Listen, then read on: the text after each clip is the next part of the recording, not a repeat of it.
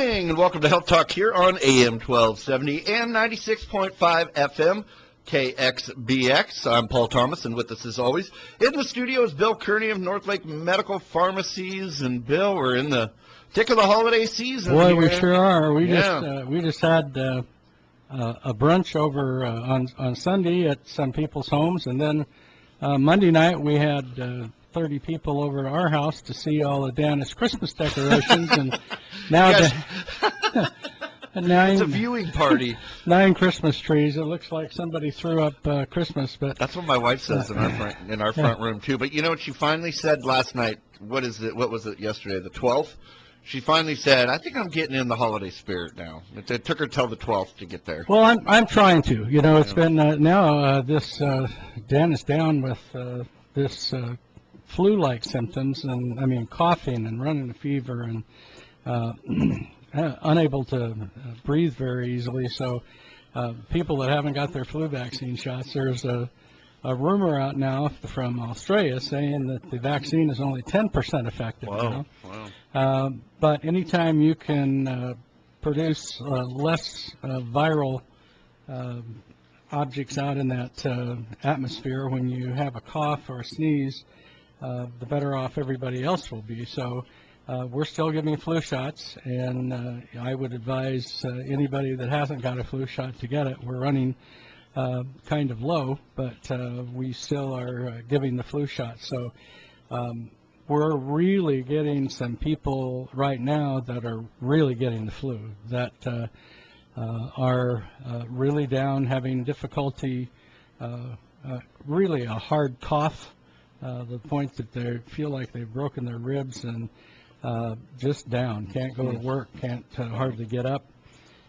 So there's quite an input. It was really bad in the South so far this year, and now it's getting to this part of the country, and it's becoming something you really have to deal with. We said last week about this gal that was 20 years old, had 2 kids, a 6-month-old and a 2-year-old, and she went in with flu symptoms, and the next day she died. Wow. Very healthy, no reason for her other than the flu. And now, you know how when men get sick, Paul? I was just going to ask you about this, and my wife and I were talking about this last night. The man flu, right? Mm-hmm. This is a new thing called man flu. My wife said she doesn't believe it. She just thinks men are babies, but. Well, there's actually a chemical thing that happens. Estradiol, which is a female hormone, protects the immune system of the female, and the testosterone that males have is not an immune protector. And so there's evidence that when men get sick, they really get more sick, you know. Instead of everybody calling us big babies and, honey, can I have another teaspoonful of cough syrup? I'm going to die. I remember we had a fun conversation about that one last night. I'm like, see, there's medical proof now. You know, believe it, but. About 20 years ago, a friend of mine was at the coast. We rented a home over in Fort Bragg, and I got the flu, and he was making fun of me. We were there for 3 or 4 days, and said what a wimp I was. Well, we were leaving on Sunday. Saturday night, he got it. Yeah. And he wanted to get a helicopter and fly out of there. You know, he had to get someplace. He was down for 4 or 5 days. Neither one of us got flu shots at that time, and it was a pretty severe flu. So. Well, you know what's interesting is that actually, when it comes to Celia and I, I'm pretty quick to recover from being sick, and she has a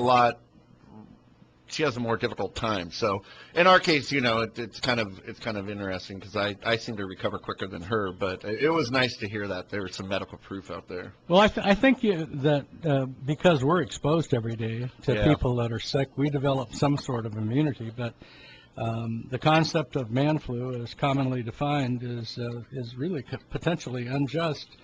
But men may not be exaggerating symptoms that have weaker immune responses. So in the British Medical Journal, they analyzed relevant studies related to the respiratory diseases, the common cold, the flu viral vaccine, and symptoms between men and women were compared in each study and concluded there was a gender immunity gap. And this isn't unusual in treating other diseases.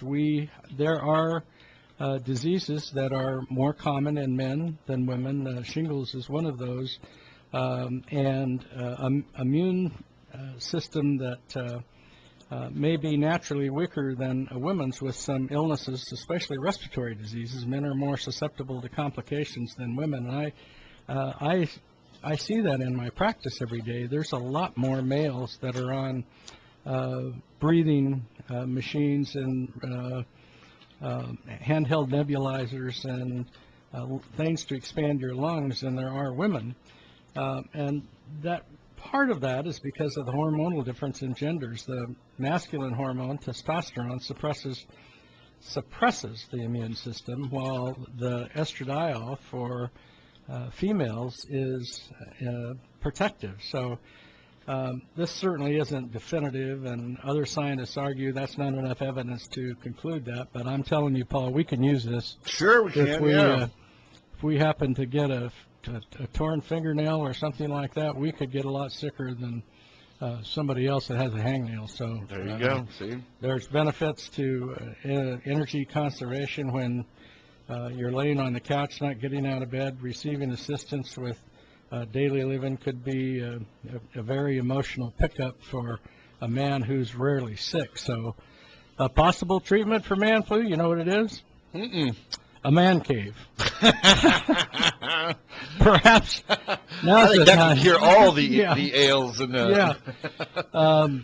equipped with enormous televisions and reclining chairs to be set up where the man can recover from debilitating effects of man flu. And locks on the door. Yeah, and safety and comfort and not be bothered. So I have a sign on my office that says "Man Cave" on it. And it's pretty much respected as that, but I kind of feel guilty going in there sometimes when everybody else is upstairs. I have 40 people, and I'm thinking I can't stand behind the bar and pour one more drink. And but now we have a disease that we can tell people that we definitely have man flu, and in spite of everything, we need a man cave and a large television and a lot of football games, and we'll be fine. I love it. Yeah, it's great. I have my own room, but it's basically a bed and some dressers and stuff. Yeah. But at some point, maybe I could, make it into some sort of a man cave. Our garage is occupied by our son Lance, so that's his room. Well, that would be another option there. He'll move one of these days. He will, yeah. I know you've thought that for a while.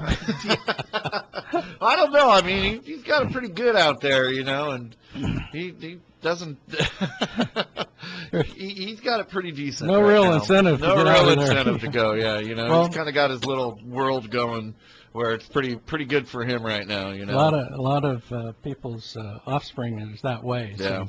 So, we've been talking about the new shingles vaccine, and it's an option now for the United States. It hadn't been available here, and we keep telling you that when it comes out, we'll let you know about it. Well, yesterday I had a store meeting at my store at Hill Road, and they had already received that.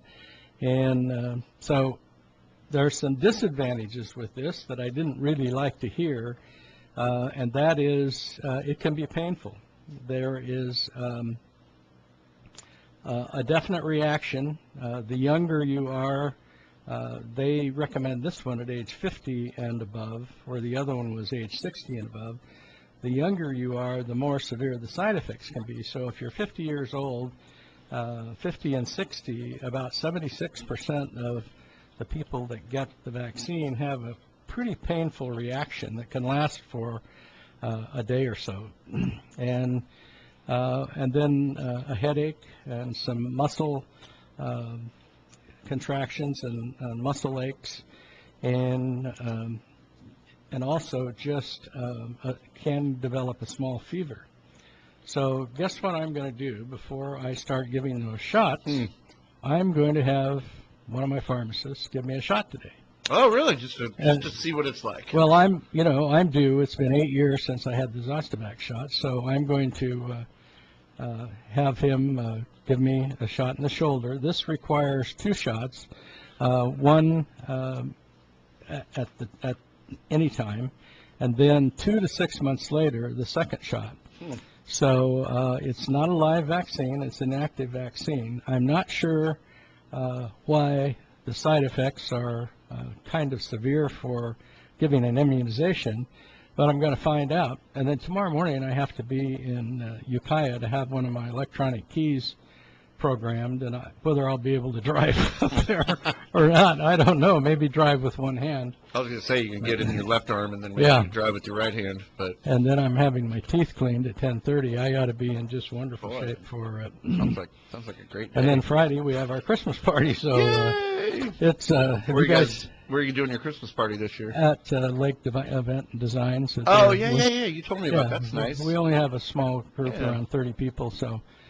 Where are you going? We're going to do it at the Saw Shop. Oh, are you? Yeah. They got the. I guess I haven't been there in a while, but I guess there's a tent out back or something. Oh yeah. We've had parties back there before. Yeah. So ours is on the 21st. It's a Thursday, which is kind of weird, but but Christmas is on a Monday. Monday right? this year, yeah. So it'll be that Thursday before Monday. So and we have a small group too. I think with we may have 15 people. Total, the people don't come from up north? No, we used to do that when Konocti was open. We'd have the big, gathering of the Lakeport, Ukiah, Eureka, and Crescent City markets, and then when Konocti closed, and the reason why we could do that is because we could get rooms for everyone from up north.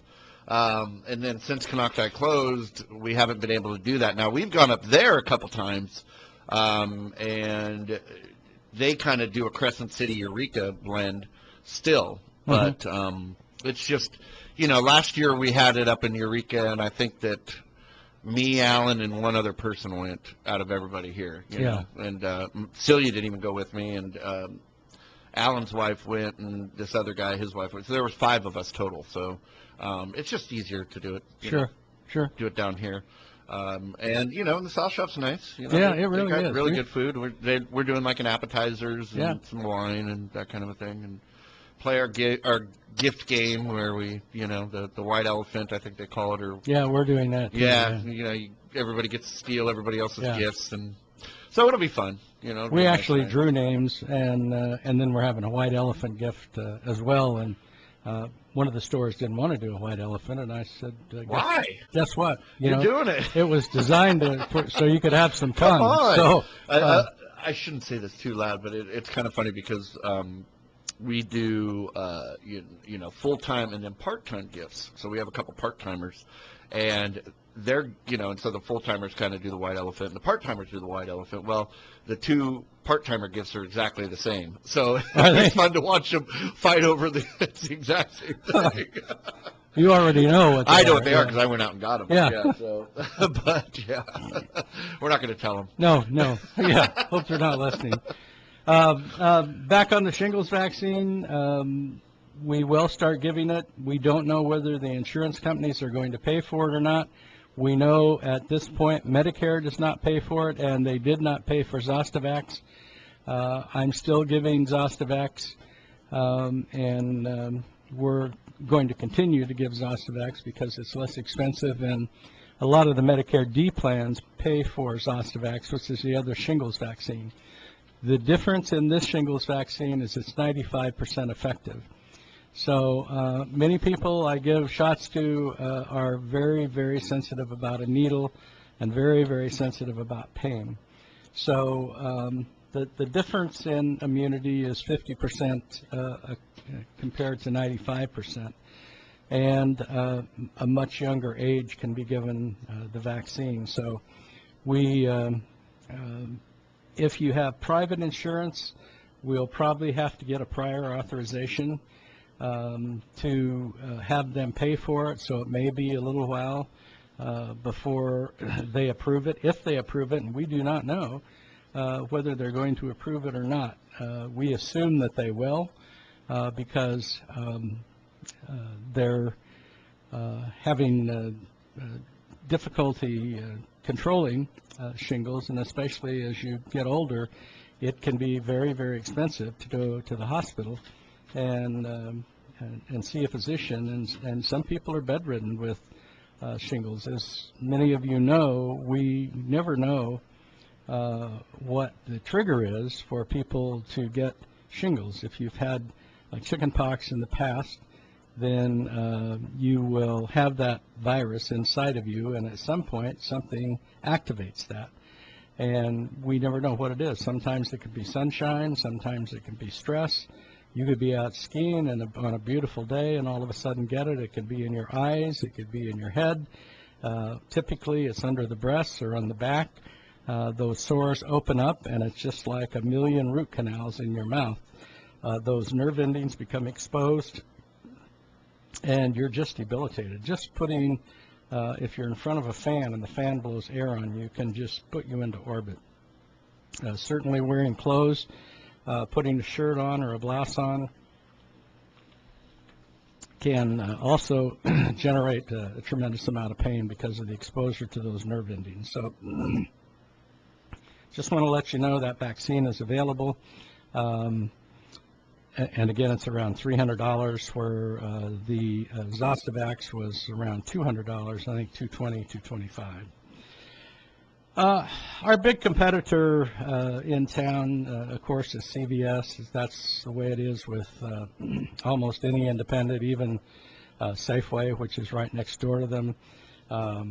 And one of the things that we've talked about in the past is how CVS controls most of the business around the county.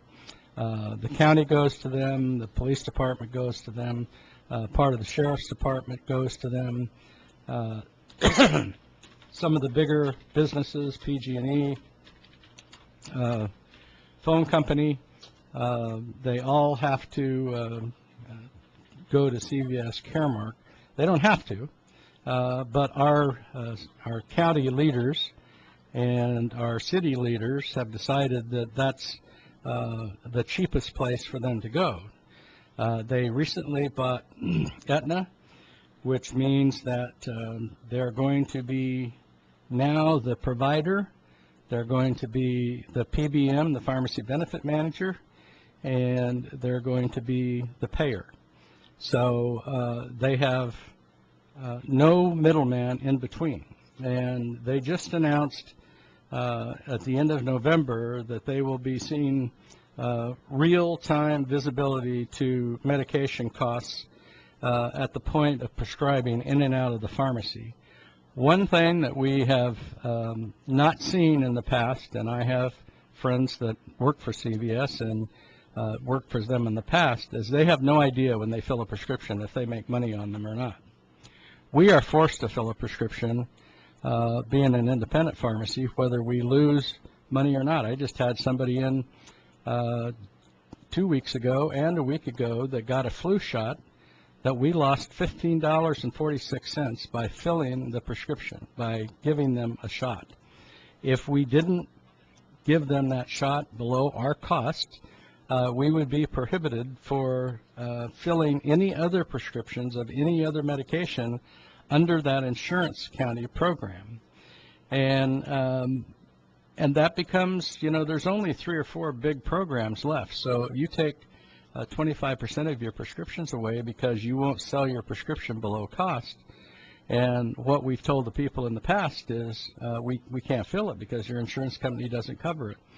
Well, we've had to, in isolated circumstances, tell people that we couldn't fill it because we'd lose $100, and they said, well, you have to fill it. So they call their insurance company, and the insurance company says, we don't care if you lose money or not.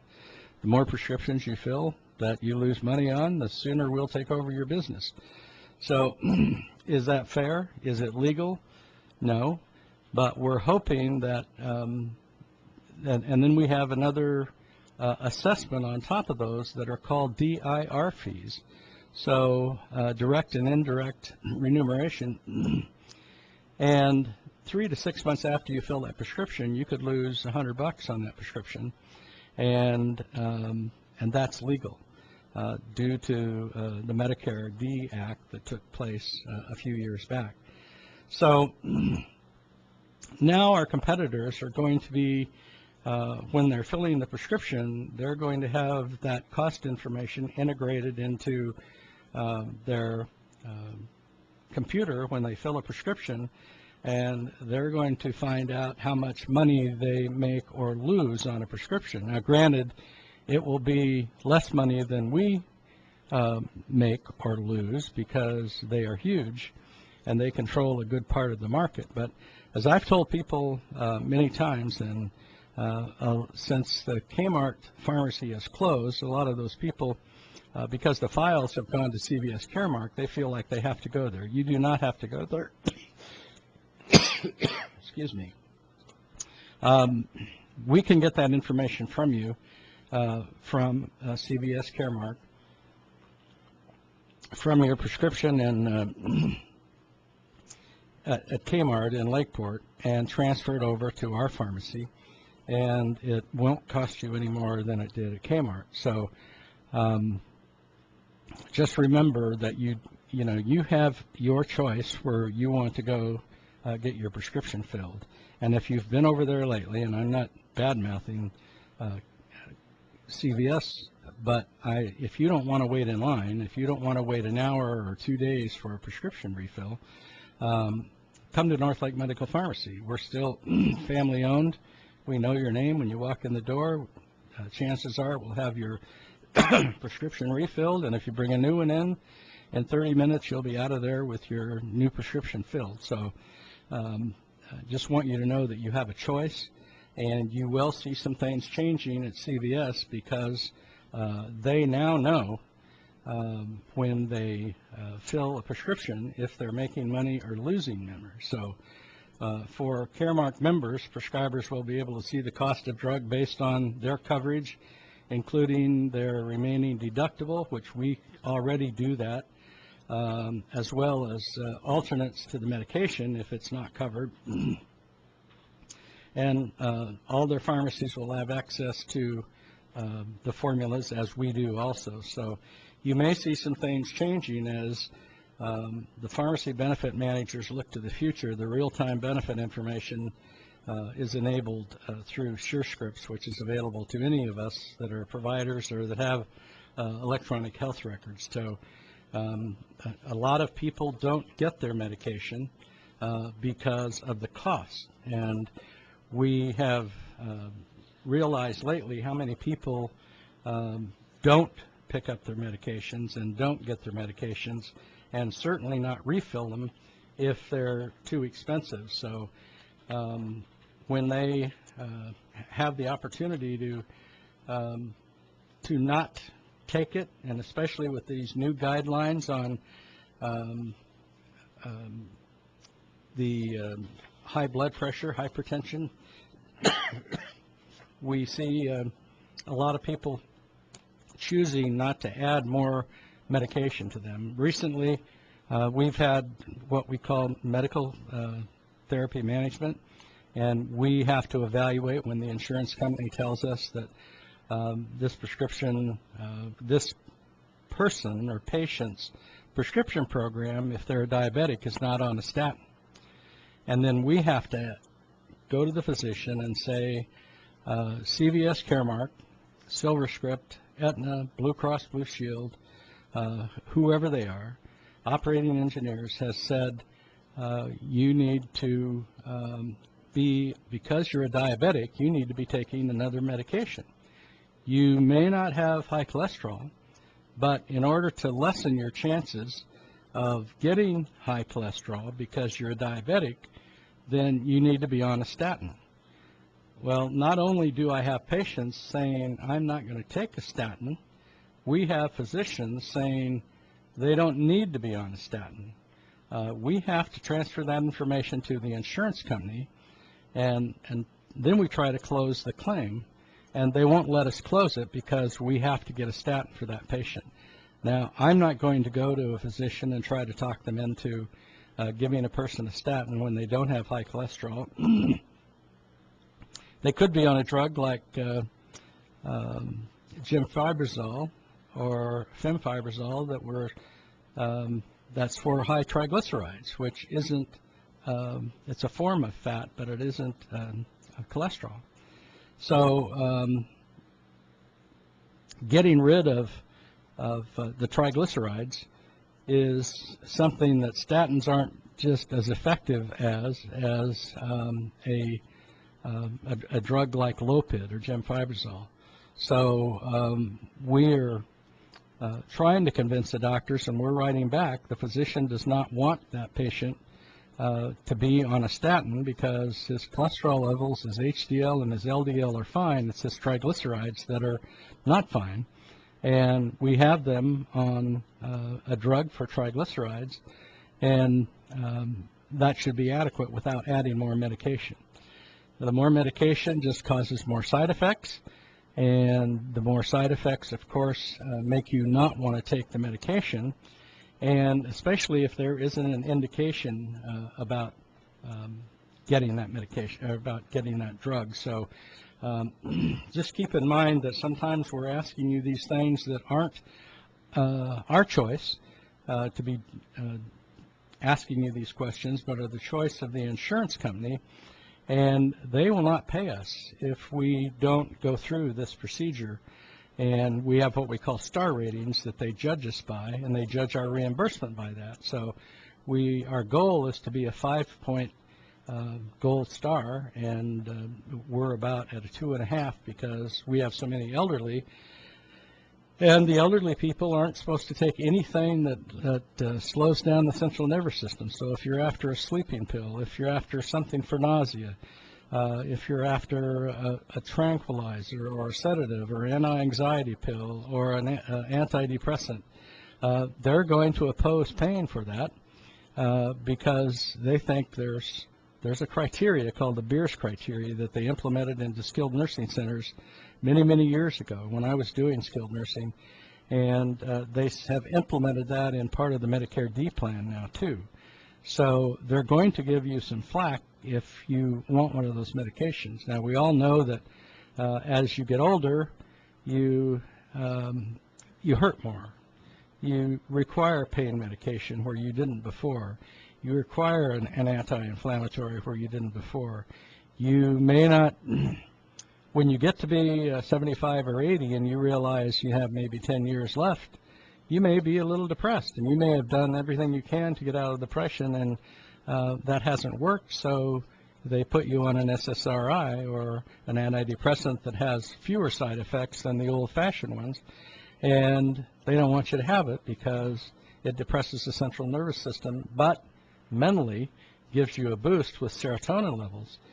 Kind of confusing if you don't understand the way the chemicals work when you're taking an antidepressant, but you have to have a diagnosis that may be more severe than just depression.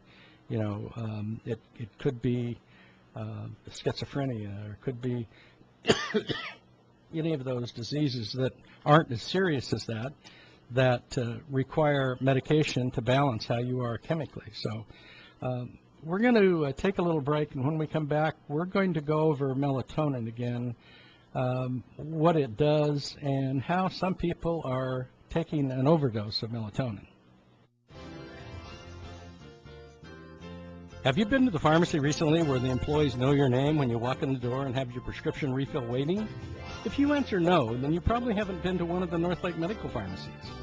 Hi, my name is Bill Kearney, owner of Northlake Medical Pharmacies. For 38 years, my wife Dana, our daughter Brandy, and our employees have been dedicated to giving you the best service we have when you come to get your prescriptions.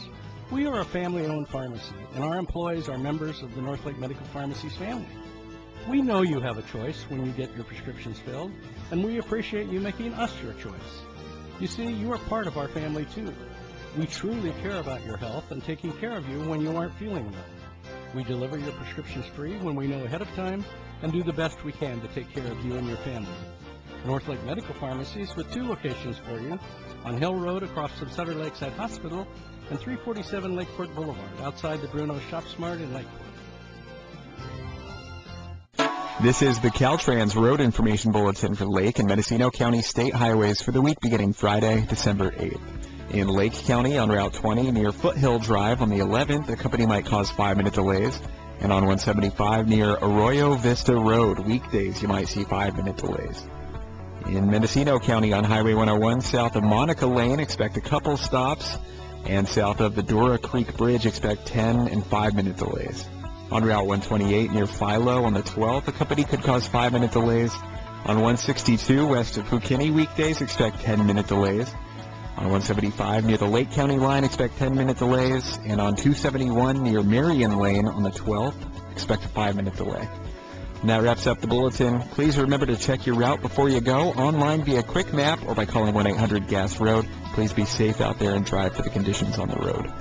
You can like us on Facebook for more updates and info on the type of work we're doing. That's Caltrans, District 1. The Lake County Theater Company proudly presents Green Jello Little Fellows Kids Show, Sunday, December 17th from 12 p.m. to 2 p.m. at the Lake County Fairgrounds. This will be the talk of the playground, punk, rock, puppet making class, and music with Grammy-nominated band Green Jelly, live and unplugged. 100% of the proceeds will be donated to autism advocacy and intervention, the Lucerne Elementary School, and LCTC. Tickets are going fast. Get them at brownpapertickets.com/event/318-6246.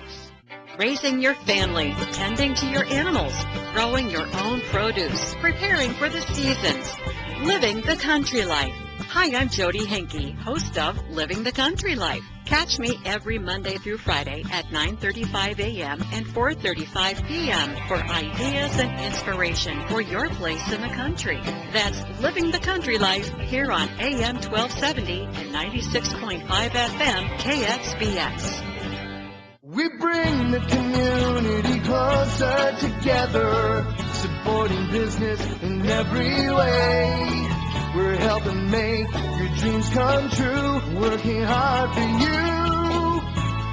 The Lake County Chamber of Commerce would like to recognize their member of the month, Tom Lincoln, from Lincoln Levitt Insurance Agency. Lincoln Levitt Insurance Agency insures hundreds of local and out-of-county businesses, providing such coverage as fire liability, business auto, workers' comp, umbrella liability, director and officer liability, and group benefits. It also provides a full line of insurance products to local farmers and agribusiness owners. To request an insurance review, Tom and his staff are located at 650 North Main Street in Lakeport. They can be contacted at 263-7162 or through the website at lincolnlevitt.com. Lake County Chamber of Commerce, we're steady and strong, help to shape the future. All right, we are back. We are, huh? Yeah, okay. we are. Okay, I'll quit looking in my purse. All right. A couple of weeks ago, we talked about, maybe close to a month ago, we talked about melatonin. And a lot of people are being denied Ambien and those kind of Lunesta and some of those sleeping medications because of them being past 65 years old. And a lot of physicians just don't want to write medications now that are controlled substances.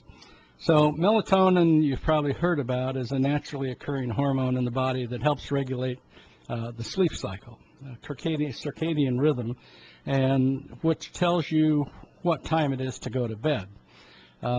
As you age, the levels get at a decreased level throughout the day.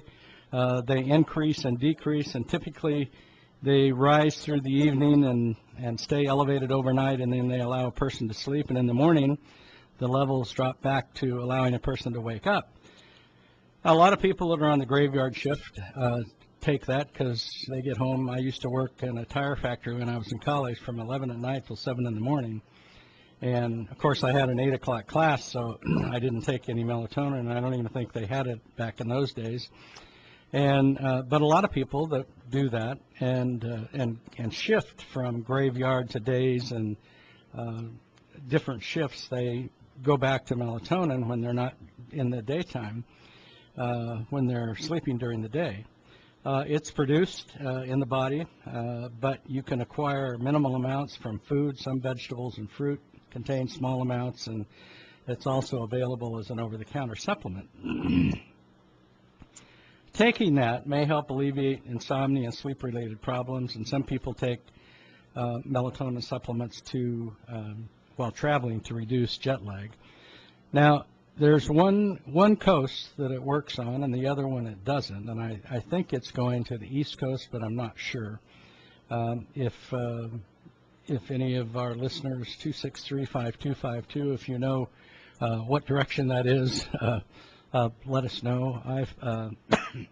I usually, if I'm traveling to Europe or to the East Coast, and every once in a while I have meetings back there, but I leave early in the morning, so when I get there, it's late, but it isn't like it was if you were in Europe or something where it's 9 or 10 hours or 12. If you're a shift worker, it might take you longer to fall asleep during the day without taking it. But there are side effects, and it's essential that anyone starting to take a melatonin supplements talk to the doctor first.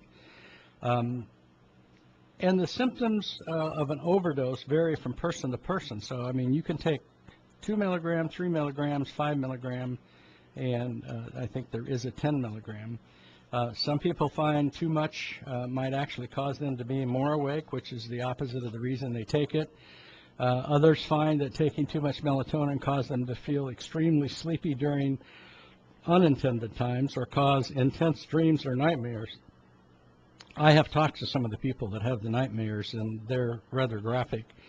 Additional symptoms, which could be anything, are crankiness, headaches, dizziness, upset stomach, diarrhea, joint pain, anxiety.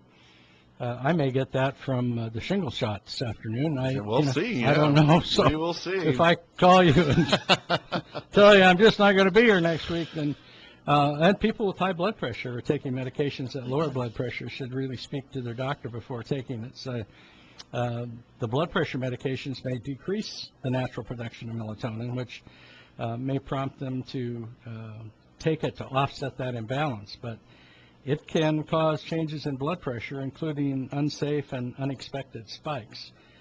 So how much do you take of melatonin anyway, since everybody's different? According to the health site, an adult typically begins with a dose between 0.2 of a milligram and 5 milligram. I've never seen a 0.2 of a milligram. If this close if that dose is well tolerated but not effective, they can slowly increase until they get the desired results. The same dose may cause unwanted side effects, even as small as it is, while not making a noticeable difference in sleep. You know, age, weight, and overall sensitivity to it make affect how much melatonin a person should take. It's not recommended for children, but I know children that are taking it, and usually those are autistic kids, and makes it difficult for them to sleep if they don't. If a doctor prescribes it for a child, it's important to follow the exact instructions. Even small amounts of melatonin can cause seizures or other serious side effects. I had some friends that came this summer from Europe, from Milan, Italy, and one of the girls was 15 or 16, and she was having difficulty resetting her time clock, and she took melatonin to help her get in. She was here for a while, so it just took 2 or 3 days for her to get adjusted, and then she was okay. It can have a direct effect on your sleep cycle. You should avoid taking it alongside products containing caffeine or alcohol, as both of those can affect your ability to fall asleep.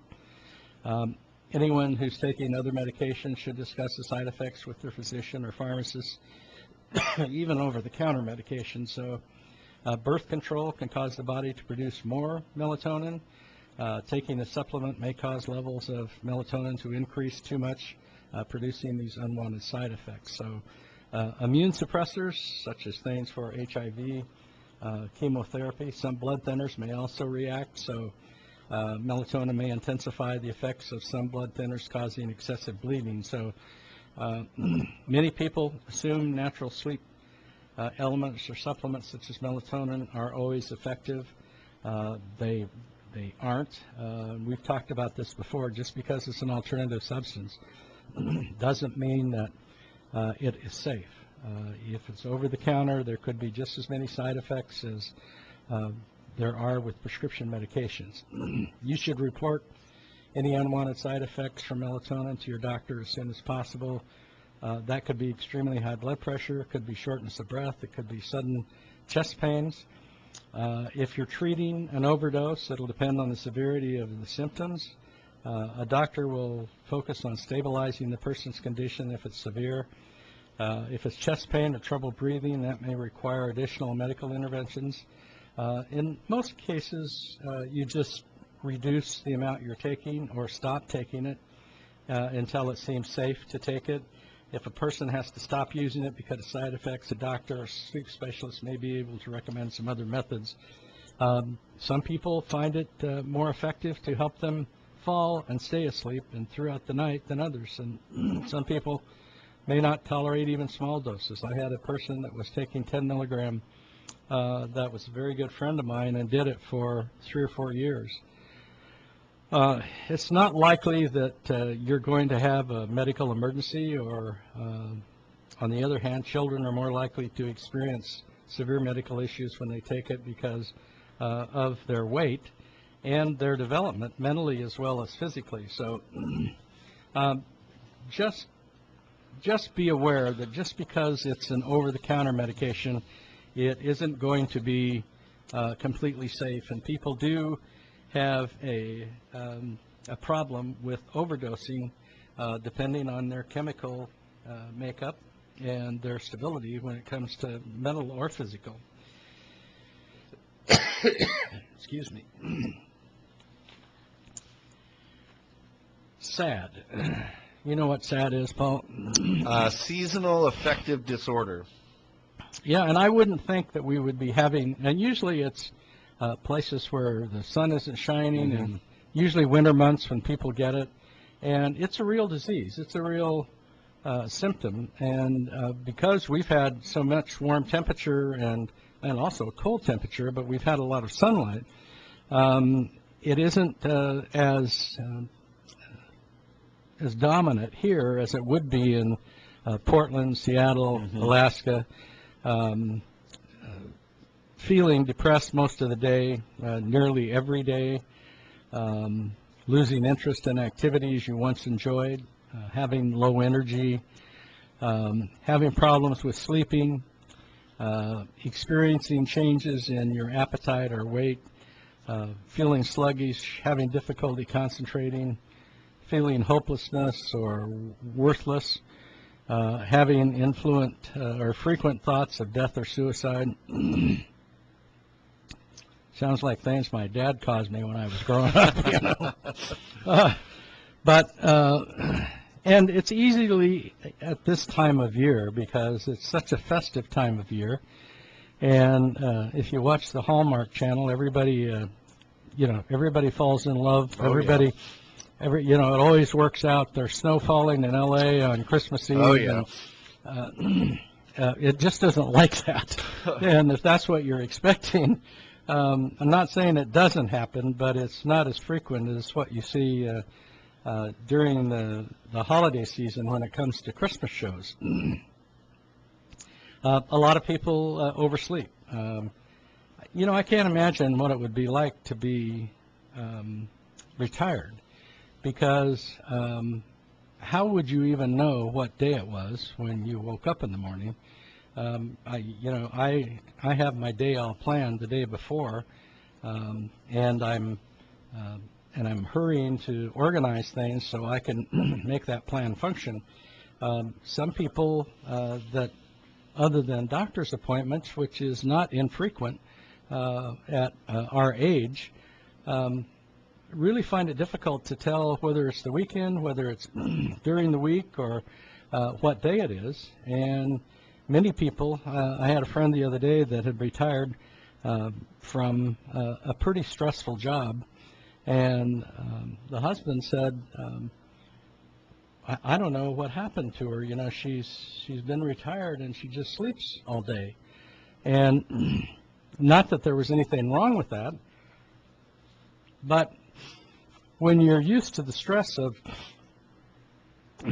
dealing with the public and having a job that requires you to be alert and attentive, and all of a sudden nobody's calling you, nobody says, I need your opinion on this, or I need your opinion on that, or I'm taking this medication, and you know, I know you're still a pharmacist, but you're not practicing anymore. Can you tell me what the side effects could be of this medication? And of course, with the knowledge we have through the 40 or 50 years we've been practicing medicine, we do have a lot of information that we can share with people, and certainly don't mind doing that. But all of a sudden, there's a blank space in your life where that time was all taken up with busy time, and it's not there anymore. And certainly, a lot of these sad symptoms can be more significant if you fall into that category. And as we near the aging process and are into the aging process, of course, those things are more imminent as you age further, and it gets to the point where you have so many years left, and instead of looking for, gee, I'll be 21 at this age, and I'll be 30 at this age, and I'll be 40 at that age, and I'm going to retire when I'm 50. Well, I'm 75, and I'm still working, but it gets to the point eventually that you are going to have a lot of free time, and many people that move up here to retire, and they do have a lot of that free time. Now, the people that I know seem to be very active. They're either into restoring cars, you know, doing woodwork, doing handyman stuff. I'm certainly not an expert at any of that, but I would find things to do. There are many things. I moved up here so I could be in the theater. I started my college career in the theater, and just never had time. Thinking a small town would be, you know, you didn't have to be a Broadway star to go to the Soparis or the fairgrounds and be in a play, but you had to have the time to practice. And the only play I was in here was one that you read called Love Letters, and I didn't have to memorize it. It was a man and a woman reading love letters to each other, and enjoyed doing it immensely, and did it down at Buckingham and did it in the little theater in Lower Lake. But I'm kind of getting off the sad subject here, but we kind of have to do that. We have to look at things that are available and things you can do. If you have any reason, there isn't any reason not to get involved. Every group I know needs volunteers, and any of those organizations will keep you very busy taking those assignments that they're going to give you. In fact, you're going to have to learn to say no in some of those. So just bringing that up, because I think that as we come to the end of another year, we all evaluate things and say, am I as happy as I want to be? Do I enjoy doing what I'm doing? How much longer can I do it? How to avoid those symptoms and causes of seasonal affective disorder, whether it's in summertime or wintertime. It can be any time. You can overcome these things just by being involved. Now, we know as, excuse me, as we get older, there's more and more medications that are prescribed for us, and more than a third of the Americans over 55 take 5 or more prescription medications, and 9% take 10 or more drugs. I just did a medical therapy management at MTM on a person that was taking 17 medications, and they were diabetic, they were obese, they had high blood pressure, they had respiratory disease, and I can't remember the last one. But you find yourself taking medicine that was useful at some point, and is it still? How do you know whether it's time to stop taking it? And you know, and I've talked about going over your medications with a brown bag thing, bringing all your medications in and going over them with you and see if there's any duplicates. But it was amazing. I was at a function this weekend, and people around my age, and I was talking to people that had opiate medication in their medicine cabinet. And it was 95% of the people there that still had either oxycodone, hydrocodone, morphine, hydromorphone, any of those drugs that were so bad for you. Those drugs are very effective at relieving pain, but they can be very addictive. You remember me telling you about a person that I know that just had a knee surgery, got 180 oxycodone, or 120, and 80 tramadol for 3 days worth of knee pain. I think the person took 1 or 2 of the oxycodone. But physical dependence can happen quite quickly, as quickly as 7 days and maybe even sooner. About 6% of the people prescribed opiates after surgery are still using them 3 months later. Even minor procedures, such as hemorrhoid removal, taking an opiate for more than 3 months increases addiction by 15 times. I took a continuing education course yesterday on drug abuse, and I missed this question, and it kind of shocked me because of all the information going around about marijuana now, and opening up these dispensaries and having recreational marijuana and having medical marijuana, which we know 95% of it isn't for medical use, it's for recreational use. And if there were 2 lines and one said recreational and one said medical, over 75% of that line that said medical would go into the recreational line and get it because they would feel like they were getting a better grade of marijuana. So, but the question was, which one of these drugs could using at one time cause you to be addicted? And it was methylphenidate, which is a stimulant. It was cocaine, crack cocaine, and heroin, and the answer was marijuana. And I've always thought it was a gateway drug, a gateway to something other than that, because I've had experience with people I know very well using it as a gateway drug for something else. I've not known anybody that was a marijuana user that didn't go up to another level and still maintain using marijuana, but go to another level.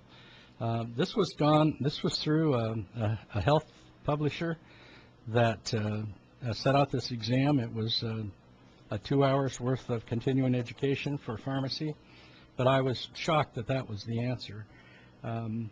Actually, D-lysergic acid was one of those, and I actually chose LDL, or D-lysergic acid, and know people that have took acid one time while they were in college and were mentally challenged after that. So instead of taking these opiates as a last resort, talk with your doctor about non-drug treatments, over-the-counter meds, other prescription meds for severe pain after surgery. Consider ibuprofen or naproxen. If you've been using opiates for weeks, don't stop suddenly because you need to taper off. But I will tell you that a pain medication does not heal anything. It tells the brain it doesn't hurt, even though it still hurts.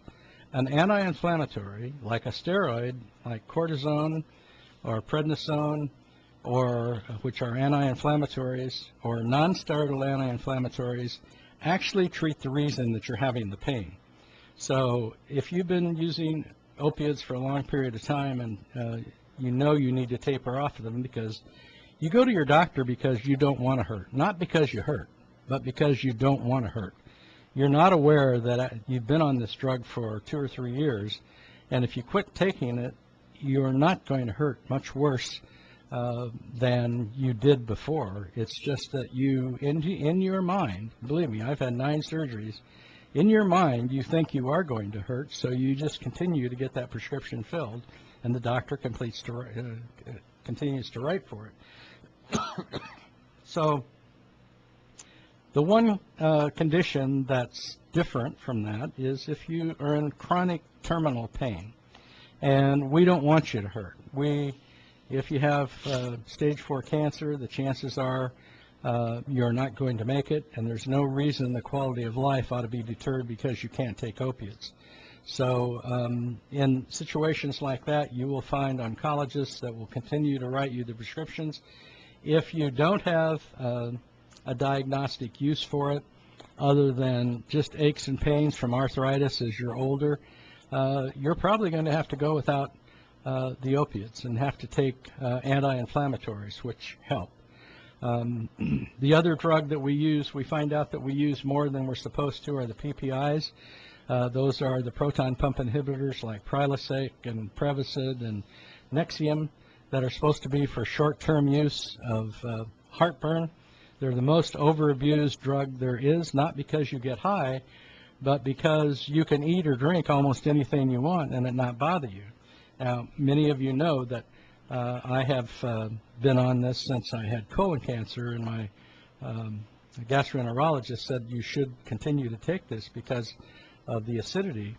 Also, one of the biggest risks are for people that have a higher dose of bone fractures, and of course I would fit into that category, but most of my bone fractures came to the time before I had colon cancer. So the Gastroenterological Association needs to give a PPI that's the lowest possible dose for the shortest time possible, and taper off the regular use, taking it every other day and then every third day. There's other kinds of drugs you can take for antacid when you're a bad boy, like having too much red wine or having too much hot spices. You can take Zantac or Tagamet, any kind of Maalox or Mylanta that just coats it. Try to stay away from spicy or fried food, alcohol, coffee, citrus foods that contain a lot of tomatoes. And you know what those things are that cause you to have a little bit of heartburn, that you want to say that it's esophageal reflux disease, and it probably really isn't. Just in the minute we have left, the last one is an over-the-counter nasal spray that shrinks the membranes. Oxymetazoline is the generic name. It could be Afrin, which used to be on prescription, Dristan, any of those sprays that say every 12 hours. You use them more than 72 hours and you're going to get a rebound effect that you'll have to use it all the time. So you need to use it no more than 3 days and then take a saline solution that is going to do the same thing. It's going to moisturize those membranes and let you breathe, and it's not going to have a rebound. Just to let you know, we're again remind you that we're still giving flu shots. We're starting to give the new shingles vaccine, but it's not covered by insurance, and we'll let you know when it starts covering it. We'd like to remind you that we're North Lake Medical Pharmacy with 2 locations for you at 5136 Hill Road East across from Sutter Lakeside Hospital. Call us there at 263-6192. And outside the Bruno Shop Smart, 347 Lakeport Boulevard. Call us there at 263-1328. Thank you, Paul. Bill, and we'll see everybody back here again next Wednesday for Health Talk right here on AM 1270 and 96.5 FM KXBX. Lakeport.